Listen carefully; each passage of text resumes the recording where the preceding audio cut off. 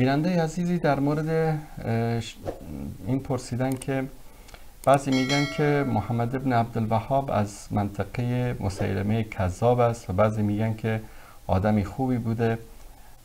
در این مورد سوال کردن. ببینید برادر عزیز، محمد ابن عبدالوهاب از یکی از مصلحین مذهب حنبلی بود در عربستان سعودی فعلی که در اون زمان عربستان به نام کشور عربستان سعودی یاد نمیشد. مناطق مختلفی بود، هر منطقه یک نامی داشت. منطقه حجاز که مکه و مدینه رو طایف رو در بر می گرفت، منطقه نجد که از بعد از مدینه همینطور به طرف قصیم و ریاض و این مناطق میرفت، اینا رو نجد میگفتن. اینکه والا محمد ابن عبدالوهاب از منطقه مسیلمه کذاب بوده، این یک حرف خیلی بی‌معنی است. به طور مثال کسی بیاد بگه خب مثلا رسول الله صلی الله علیه و سلم از منطقه ابو جهل و ابو لهب بودن، چه ربطی داره؟ کل نفس بما کسبت رهین، هر کس پاسخگوی نفس خودش و اعمال خودش، ربطی نداره که محمد ابن عبدالوهاب از کجا هست یا از کجا نیست. ایشان یک مذهب جدیدی در بین مسلمان ها نیاورده، یک دین جدید نیاورده. هر آنچه که گفته در لابلای کتابهاش هست، از قرآن و سنت گفته. یک انسان مصلح، یک انسان مجدد، یک انسان اصلاحگرا بوده. با شرک، خرافات و بدعت هایی که در بین امت اسلامی در اون زمان رشد کرده بود مبارزه کرد و طبعا هر انسان مصلحی، هر انسانی که در پی تغییر در جامعه باشه، دکاندارانی که به نام دین و از شرکیات و خرافات رزق و روزی میخورن، اونها باش مبارزه میکنن. امروز شما مثلا برید در یک منطقه یک ملای خرافی رو که مشغول شرک و خرافات است و از این طریق مردم رو فریب میده و جیب مردم رو خالی میکنه، برید در اونجا مردم رو به توحید و یکتاپرستی دعوت بکنید، بگید که مثلا این زیارت ها یا این مرده ها سود و ضرری به شما نمیرسانه، به طرف الله برگردید. مردم چیکار میکنن؟ با شما مبارزه میکنن و بر علیه شما قیام میکنن و مردم های جاهل و نادان را بر علیه شما میشورانند. دقیقا این کار در زمان امام محمد ابن عبدالوهاب هم صورت گرفت. ایشان یکی از مصلحینی بودن که الله سبحانه و تعالی به ایشان جزای خیر بدهد. خیلی از مشکلات و خیلی از بدبختی هایی رو که در بین مسلمان ها رایج بود در آن زمان در جزیره العرب رو نابود کرد و مردم رو به سوی توحید یکتاپرستی فراخواند.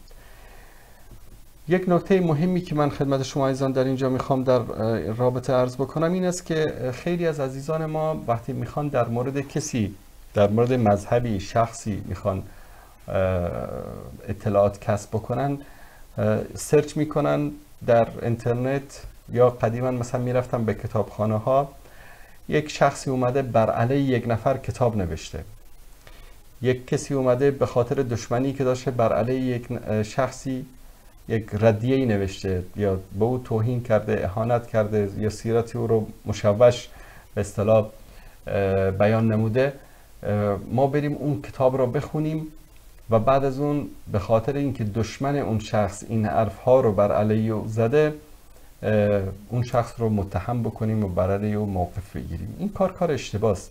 شما اگر میخواهید محمد ابن عبدالوهاب و اگر میخواهید عقیده او رو بفهمید، برید کتاب توحیدش رو بخونید و ببینید اگر جایی گفته غیر از قال الله قال رسول حرف دیگری زده، بزنید به دیوار. چون دین ما دین محمد ابن عبدالوهاب نیست. محمد ابن عبدالوهاب باشه یا نباشه اسلام هست.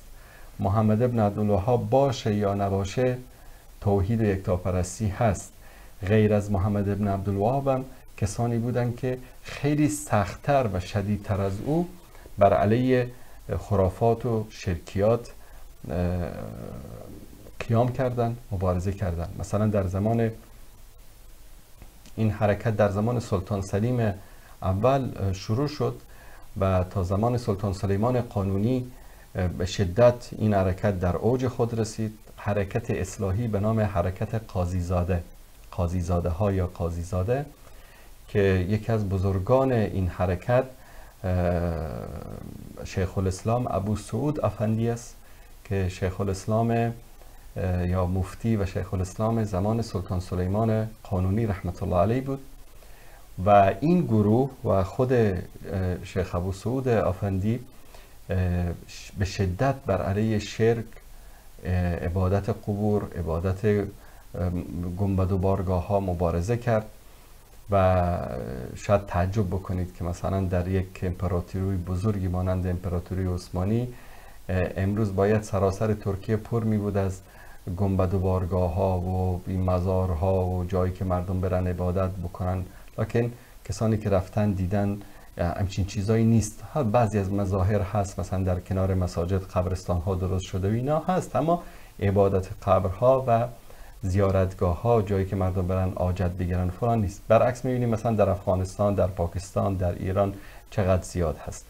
و این نبودن خرافات و مظاهر شرکی و قبر پرستی و گنبد و بارگاه ها اثر دعوت اصلاحی بود که حرکت قاضی زاده ها و شیخ الاسلام ابو سعود افندی این حرکت رو تقویت بخشیدن و با مظاهر شرکی و خرافی در داخل امپراتوری عثمانی، که ما وقتی امپراتوری عثمانی میگیم از یک مملکت بزرگی که مساحتش تا 25 میلیون کیلومتر مربع میرسه صحبت میکنیم، که با این آثار شرک و خرافات مبارزه کردن و در هر کشور بودن. یعنی در هر کشور، حتی در ایران، مثلا در افغانستان، در هند، در کشورهای مختلفی کسانی بودن که با شرک و توحید و با شرک و خرافات و اینا مبارزه کردن و توحید و یکتاپرستی رو در بین مردم رواج دادن. منتها حرکت محمد بن عبدالوهاب چطور تونست که بیشتر جلوه بکنه؟ چون که هر حرکتی که از طریق ولات امر، از طریق پادشاهان و حاکمان در جامعه اسلامی حمایت شده، توانست به زودتر و با سرعت انتشار پیدا بکنه، مانند حرکت قاضی زاده ها در داخل سلطنت عثمانی، که چون حکومت از شیخ الاسلام ابو سعود افندی حمایت کرد، میبینیم که این دعوت و این حرکت به سرعت انتشار پیدا کرد. و چون که در حکومت‌های پی در پی سعودی که در نجد به اصطلاح به قدرت رسیدن، از این حرکت حمایت شد و به خاطر همین این حرکت به سرعت انتشار پیدا کرد. و اینکه به سراسر دنیا چطور رسید؟ طبیعتاً حجاجی که می آمدن، کسانی که برای عمره می آمدن، علمایی که می آمدن، وقتی در حرمین می دیدن اثرات این دعوت رو متاثر می شدن و این دعوت رو به کشور خودشون منتقل می کردن، مانند آیت الله العظمی سید ابوالفضل برقی قمی، یکی از علما و مراجع تقلید و از دوره های خمینی، که ایشان هم در یک سفر حجی از این دعوت متاثر میشه و بعداً خیلی از کتاب های منهج سلفی رو ترجمه میکنه، توسط حکومت شرکی و خرافی آخوندی به شهادت میرسه. اما این دعوت در هر کشوری و در هر نقطه‌ای از جهان است و محمد بن عبدالوهاب هم یک مصلحی بوده. یعنی یک انسانی نه پیغمبر بوده، نه دین جدید آورده، نه مذهب جدید آورده، یک حرکت اصلاحی داخل مذهب حنبلی بوده است و بس.